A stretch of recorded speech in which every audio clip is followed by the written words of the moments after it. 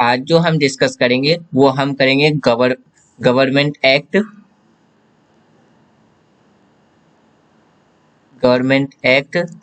1999 और इसके फीचर्स को देखेंगे और देखेंगे साइमन कमीशन के बारे में। आज हम ये दो टॉपिक डिस्कस करेंगे। तो कल जो हमने टॉपिक डिस्कस किया था वो कौन कौन सा था? तो हमने इंडिया क्राउन रूल्स डिस्कस किया था, उसके कुछ फीचर्स हमने देखे थे, और जो हमने डिस्कस किया था वो इंडियन काउंसिल एक्ट 1861, 1892 और 1909 हमने कल डिस्कस किया था। तो आज का जो हमारा टॉपिक रहने वाला है वो कौन सा रहेगा? तो आज का टॉपिक है हमारा गवर्नमेंट ऑफ इंडिया एक्ट 1909 और साइमन कमीशन के बारे में। तो चलिए स्टार्ट करते हैं। Welcome to my YouTube channel the ocean of Shiksha. तो जो गवर्नमेंट ऑफ इंडिया एक्ट 1909 था उसे हम किस नाम से जानते हैं? तो जो मेंटोगो और जो हमारे चेम्सफोर्ड है, तो चेम्सफोर्ड रिफॉर्म के नाम से भी जानते हैं। जो हमारे मेंटोगो थे वो कौन थे? तो secretary of state for India, यानी कि भारत के राज्य के सचिव थे। और जो हमारे लॉर्ड चेम्सफोर्ड थे वो कौन थे? तो भारत के वायसराय थे।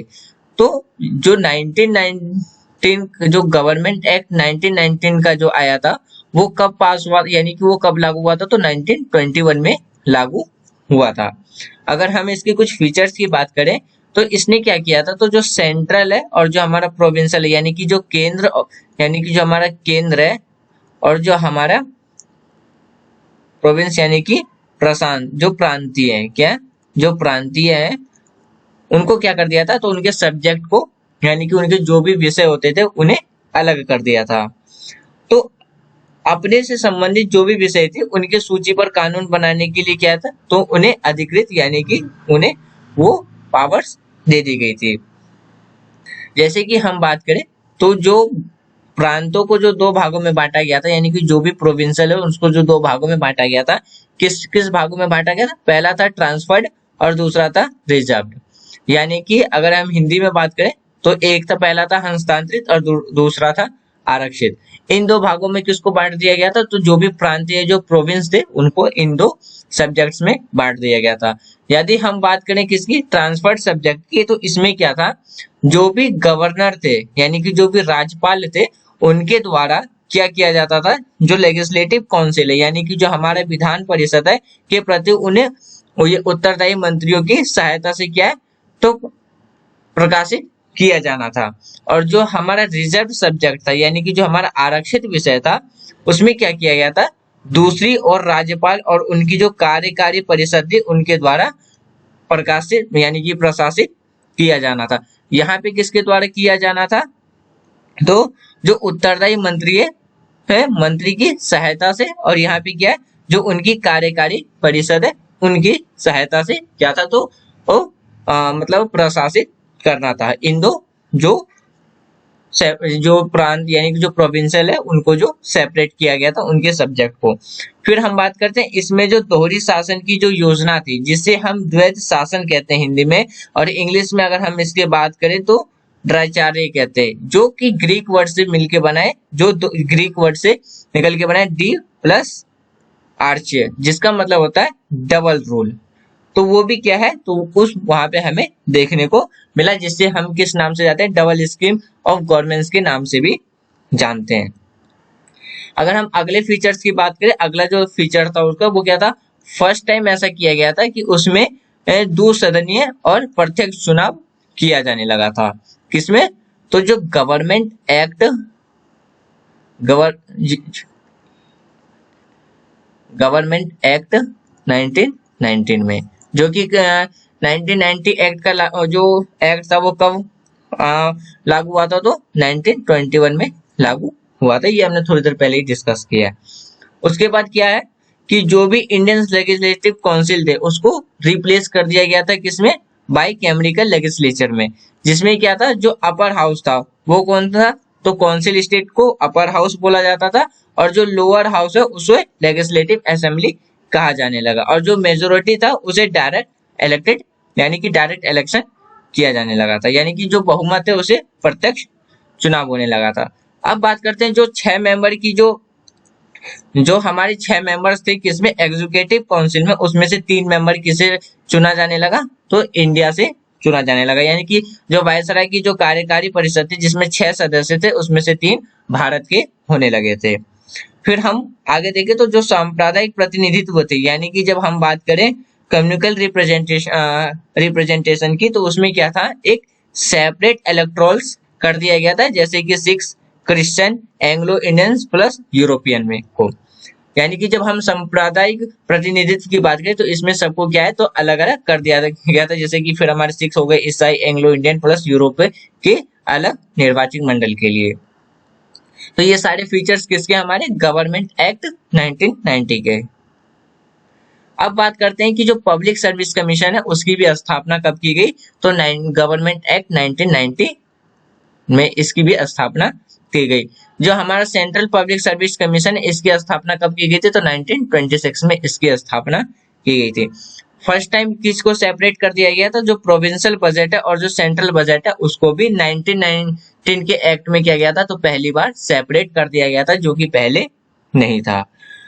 उसमें जो भी यानी कि रिपोर्ट करने के लिए जो भी वैदिक आयोग की जो नियुक्ति की जाती थी वो हर 10 साल के बाद क्या था, इसके कामकाज की जांच और रिपोर्ट क्या करना था, तो इसकी नियुक्ति की जाने वाली लगी थी। मतलब कि जो यहाँ पे कहने का मतलब है जो भी 10 वर्षों के बाद क्या है, जो भी कामकाज होते थे उसकी जांच और रिपोर्ट के लिए क्या है, एक वैधानिक आयोग की क्या की नियुक्ति की गई थी, जो हर 10 साल में क्या करता है, तो इनकी जांच करता है, यानी कि उनकी इंक्वायरी करता था।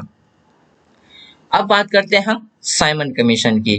तो ये सारे फीचर्स किसके थे, तो जो भी हमने डिस्कस की ये सारे फीचर्स थे गवर्नमेंट ऑफ इंडिया एक्ट 1990 की।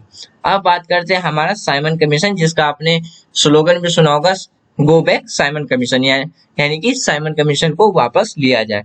ऐसा क्या था साइमन कमीशन में जो इसके लिए नारे लगाए जा रहे थे कि आप साइमन कमीशन को वापस लीजिए, वो अब हम ये टॉपिक इसमें डिस्कस करते हैं।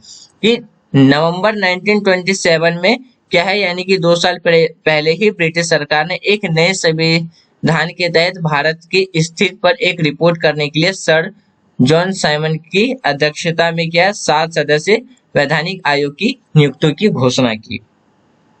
तो इसमें जितने भी जो मेंबर्स थे वो सारे किसके थे, ब्रिटिश के थे। तो जिसे पार्टीज क्या कर रही थी, बाइकआउट कर रही थी, यानी कि जिसमें नारे लगाए जा रहे थे कि साइमन गो बैक, यानी कि साइमन कमीशन गो बैक।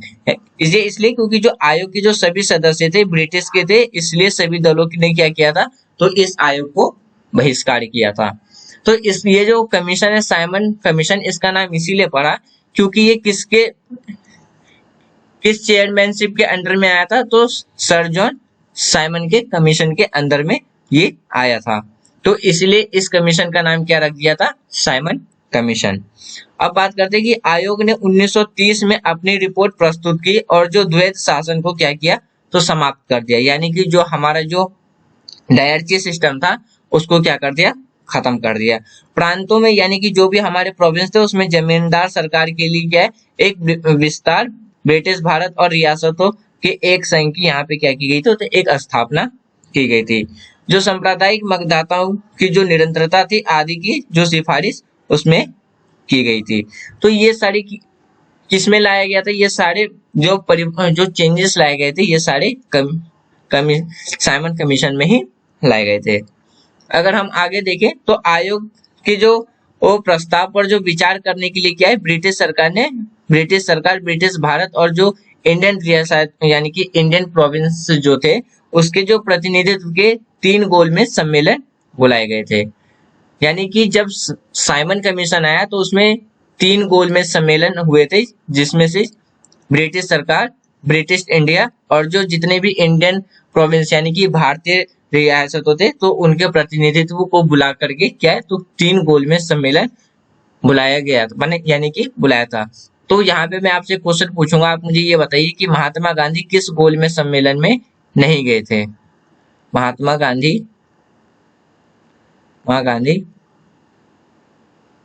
किस गोल में सम्मेलन में नहीं गए थे, ये आपको कमेंट बॉक्स में बताना है। इन चर्चाओं के इन चर्चाओं को आधार पर क्या किया था, तो संवैधानिक सुधार पर क्या है तो श्वेत पत्र तैयार किया गया था और ब्रिटिश संसद की जो संयुक्त चयन समिति के विचार के लिए प्रस्तुत किया गया था।